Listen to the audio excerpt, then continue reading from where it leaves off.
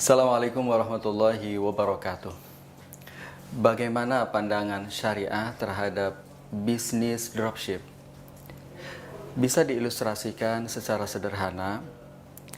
Bisnis dropship ini di mana dropshipper memasarkan produk orang lain atau supplier. Pada saat ada pesanan masuk, dropshipper membeli barang yang dipesan kepada supplier. Setelah itu dropshipper menjual kepada pembeli. Ilustrasi ini substansinya bahwa dropshipper itu belum memiliki barang yang dijualnya. Bagaimana ketentuan fikih terkait dengan dropship ini? Bisa disimpulkan bahwa bisnis dropship ini diperbolehkan menurut fikih dengan memenuhi ketentuan berikut ini. Yang pertama, sebagaimana lazimnya seluruh transaksi, objek yang diperjualbelikan itu harus halal dan jelas. Dan sebaiknya barang atau jasa yang diperjualbelikan itu adalah tingkat kepentingannya sekunder, primer, atau rukun, dan sebaiknya bukan barang atau jasa pelengkap. Jelas diketahui kriteria sifat-sifatnya. Yang kedua, dari sisi akad, dropshipper itu bisa terdiri dari dua peran. Yang pertama adalah sebagai agen, di mana dropshipper mendapatkan fee atau ujroh atau upah atas jasa mendapatkan konsumen. Dari siapa upahnya? Dari supplier. Upah tersebut bisa berbentuk nominal atau bisa juga berbentuk persentase. Misalnya supplier menyampaikan, saya jual jilbab ini 50.000. Setiap jilbab yang terjual, maka Anda dropshipper mendapatkan 10.000 sebagai fee.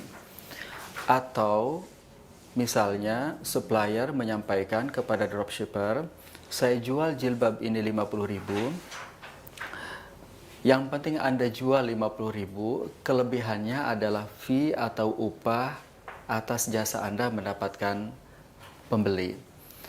Kedua model upah ini itu sah menurut fikih. Yang penting disepakati, diketahui di awal akad. Sesuai dengan hadis Rasulullah SAW, man istajara ajiran falyu'limhu ajrahu. Barang siapa yang membeli jasa atau mempekerjakan karyawan, maka upah atau fee-nya harus diketahui, disepakati pada awal akad. Opsi yang kedua, selain agen, dropshipper itu bisa sebagai penjual, di mana ada pesanan masuk dari konsumen. Setelah pesanan masuk diterima oleh dropshipper kemudian membeli kepada supplier dan diserah terimakan kepada konsumen.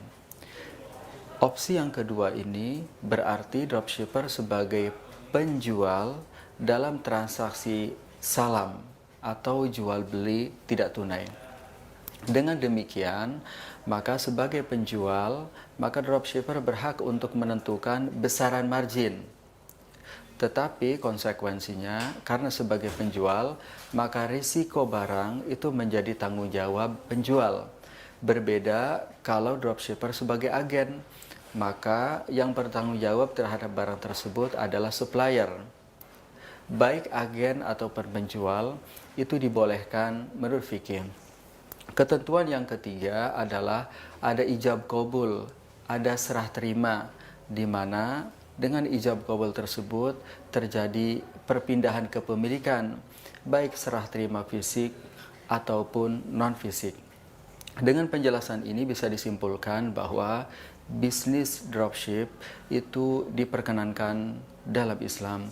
Wassalamualaikum warahmatullahi wabarakatuh. Zakat is easy.